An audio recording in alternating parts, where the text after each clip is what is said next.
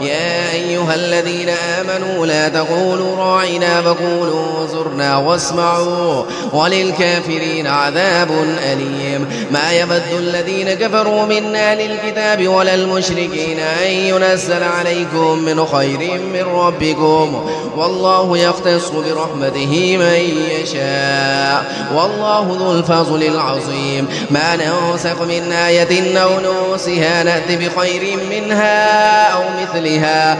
ألم تعلم أن الله على كل شيء قدير. ألم تعلم أن الله له ملك السماوات والأرض وما لكم من دون الله من ولي ولا نصير. أم تريدون أن تسألوا رسولكم كما سئل موسى من قبل ومن يتبدل الكفر بالإيمان فقد ضل سواء السبيل.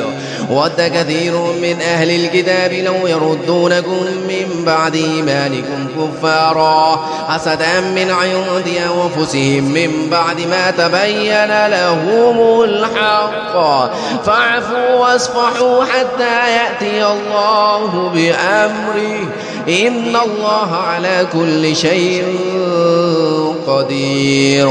وأقيموا الصلاة وآتوا الزكاة وما تقدموا لأنفسكم من خير وتجدوه عند الله إن الله بما تعملون بصير. وقالوا لن يدخل الجنة إلا من كان هودا أو نصارى تلك أمانيهم قل هاتوا برهانكم إن كنتم صادقين. بلى من أسلم وجهه لله وهو محسن فله أجره عند ربه ولا خوف عليهم ولا هم يحزنون.